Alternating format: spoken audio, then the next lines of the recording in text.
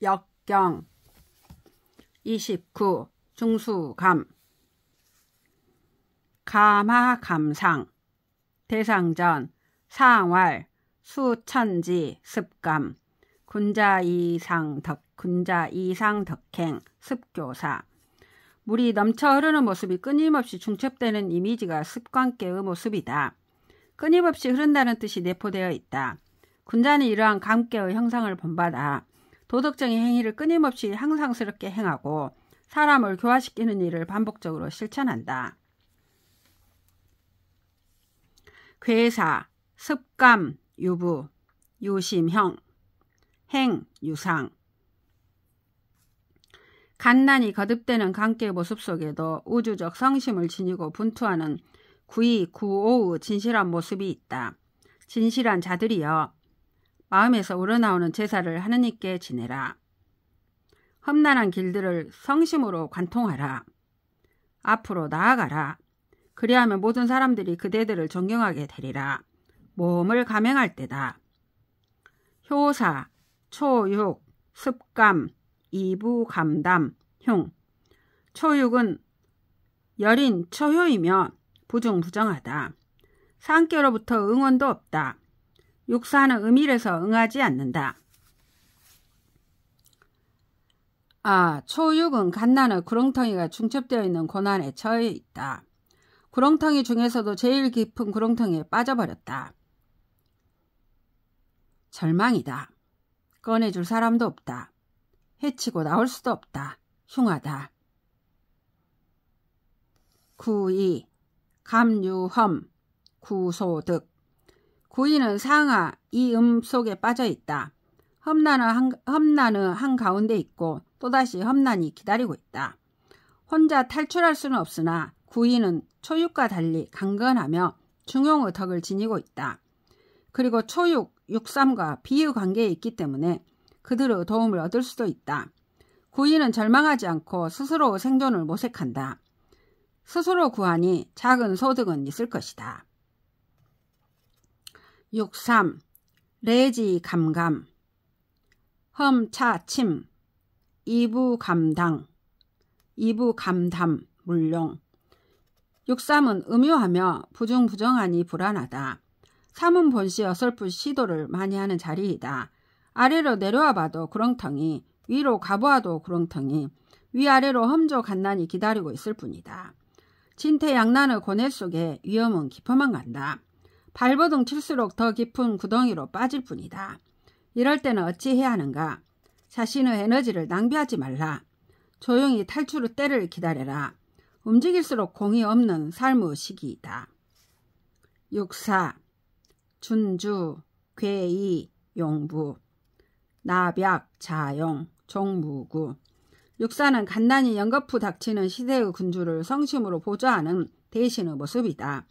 이런 시대의 군주는 화려한 말이나 사치스러운 식사나 식기나 권위주의적 삶의 형식이 필요하지 않다. 64의 대신은 구호의 군주에게 한 호로의 약주, 한 그릇의 밥, 한 그릇의 찬을 모두 절박한 질그릇에 담아 바친다. 그것도 대문으로 들어가는 것이 아니라 군주방에 달린 작은 창문을 통해 간략한 형태의 준주 괴의를 들이민다. 진심을 표명하는 방편을 지극히 아름답게 표현한 비유라 하겠다. 마음이 통하며 끝내 허물이 없다. 9.5. 감불령, 지기평, 무구. 9.5는 양강중정의 덕을 지닌 천자이며 육사와 같은 진실한 신하의 도움을 받고 있다. 갓난을 벗어나는 전망이 보이기 시작한다. 함몰된 고난의 구렁텅이가 너무도 깊고 크기 때문에 채워지지 않는다. 그래서 그 구렁텅이로부터 아직 탈출을 못하지만 범람의 혼란은 발생하지 않는다. 삼각주에 사는 사람들도 모두 수모를 면하여 평온한 삶을 누리고 있다. 구호가 갓난에 잘 처하여 갓난을 벗어나고 있는 모습을 그린 것이다. 아직 다 벗어나지는 못했지만 희망이 보인다. 상육, 개용휘묵, 치우총극, 삼세부득, 흉. 상륙은 갓난의 세월을 초래케 한 주범 중 하나이다. 상륙은 음유하고 재능도 없으며 중에서 벗어나 있다. 이제 갓난의 세월이 끝나가는 마당에는 이런 자를 묶어 버려야 한다. 새 시대를 맞이하기 위해서는 이런 흉악한 자들을 확실하게 버려야 한다. 이런 자는 묵되 두꺼운 밧줄로써 묶어라. 그리고 깊은 가시나무 숲속에 있는 감옥에 가두어라. 이런 자들은 3년이 되어도 뉘우치고 바른 길로 돌아올 가망이 없다. 다시는 세상에 나오게 해서는 아니 된다. 흉하다. 30. 중화리 리하리상 대상전 명약창 명약작리 대인이 계명 조우사방 밝음이 또다시 겹쳐오른다. 태양이 매일매일 끊임없이 떠오르는 모습이 리께의 모습이다. 대인은 이 리께의 모습을 본받아 태양의 밝음과도 같은 자신의 밝음을 계속 이어나가고 그 덕의 빛을 천하사방에 구석구석 아니 비추는 곳이 없도록 비춘다. 괴사, 리, 정형, 흉비누, 길. 리는 생명의 근원이며 붙음의 괴이다. 1월이 하늘에 붙어있고 백곡 초목이 모두 땅에 붙어있으니 천지간에 생명이 가득하다. 붙음과 떨어짐은 하나로 순환한다. 모든 존재는 붙어 존재한다. 붙어서 이롭다. 붙어서 점을 치고 하느님께 물어볼 수 있다. 그리고 붙어서 존재가 융합된 힘으로 하느님께 제사를 지낸다. 하느님을 찬미하는 것은 인간을 찬미하는 것이다. 암소는 거대하고 힘이 세다.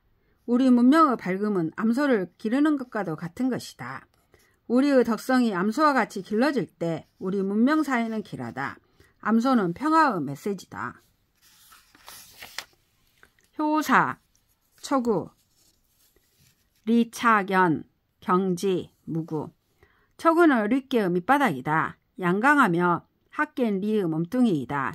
이 발랄한 청년의 모습은 리께가 상징하는 화영과도 같다. 불꽃은 타오른다. 위로 올라가려 한다. 초구여, 그대의 발자국이 어지럽도다. 타오르는 기세가 너무 강렬하다. 방향도 없다.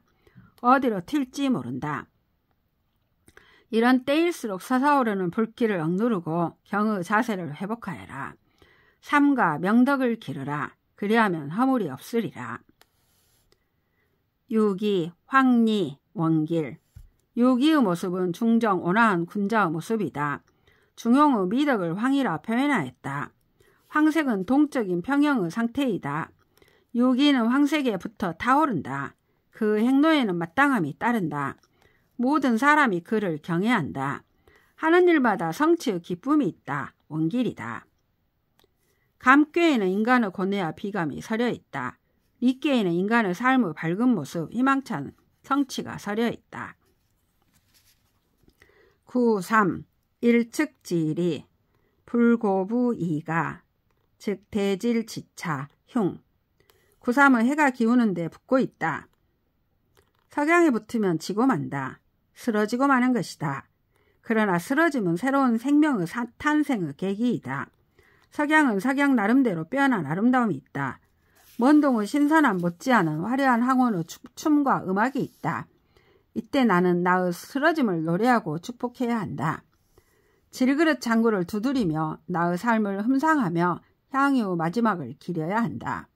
그런데 그러하지 못하다면 석양에 붙어 타오르는 인생을 노래하는 여유로움이 없이 노래를 부르지 않는다면 오직 늙음과 종료에 대한 원망과 탄식 그리고 썩음에 대한 비애로 이를 갈 뿐이다. 고부이가 할 수 없는 사람들에게는 크게 늙음에 대한 탄식밖에 남는 것이 없다. 흉하다. 동방인의 지혜를 기리는 극상의 표현이다. 구사, 도려, 기래여, 부녀, 사여, 기여.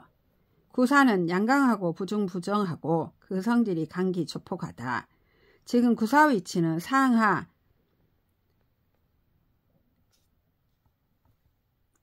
리의 접점이다.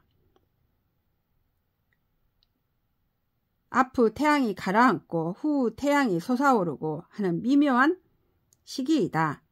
도련하다. 그 오미여 라는 것은 새로운 태양이 솟아오를 때 돌연히 끼어든다는 것을 의미한다. 구사가 돌연히 끼어든다는 것은 요약한 유고의 군주를 돌연히 협박하는 사태로 해석된다. 아프 명군이 뭘 하고 새로운 명군이 계승하려고 하는 기묘한 시기에 강력한 힘을 믿고 군의를 찬탈하려고 하는 간신의 모습이다. 구사의 쿠데타가 성공할 리 없다. 구사는 돌연하게 두 태양 사이에 끼어 그 몸이 불타고 생명을 잃는다. 그 사체는 버려져도 아무도 돌보지 않는다. 유고, 출체, 타약, 척, 차약, 길. 유고는 음유하면서도 존위에 있다. 그러나 위가 정하지도 않고 학계에 응요가 없다. 더구나 구사와 상구, 양강에 끼어 있다. 하지만 유고는 밝음을 뜻하는 릿계의 주체이며 명덕이 있다. 음하여 유순하고 중용의 미덕이 있다. 돌연히 구사와 같은 인물이 나타나 나라를 혼란에 빠뜨릴 수도 있지만 유고는 진실로 눈물을 흘린다. 그 뺨에 흐르는 눈물이 죽죽 흘러내린다. 나라 운명을 걱정하는 모습이 진실한 탄식에 이른다. 마침내 그 눈물 어린 호소에 충신과 의사가 일어나 이 진실한 군주를 돕는다. 결국 길한 운수가 이 나라에 찾아온다. 상구, 왕용 출정, 유가 절수, 획비기추, 무구. 상구, 밝음과 아름다움을 뜻하는 릿계의 최후 단계. 상구는 양강의 재능이 있다. 그 밝은 능력은 태양이 온 나라의 구석구석을 비추듯이 온 누리에 비친다. 명찰과 가단의 화신인 상구의 힘을 빌려 군주인 유고는 그와 함께 출정에 나선다. 나라를 위태롭게 하는 적의 세력을 정벌하러 나서는 것이다. 승리한다. 그러나 전쟁은 무력을 사용하여 야욕을 채우려는 것이 아니다. 승전의 결과로서 나라를 어지럽힌 괴수 한 명만은 목을 베일 뿐이다. 전쟁에 승리한다는 것은 졸병 대중을 주살하기 위한 것이 아니다. 오직 괴수만을 처단하고 나머지는 방면하여 생업에 돌아가게 해야 한다. 그것이 곧 릿계가 의미하는 문명의 모습이다. 패자가 아닌 왕자의 모습이다. 전쟁은 보국이지 살상이 아니다. 이런 나라에는 기룬이 찾아온다. 허물이 없다.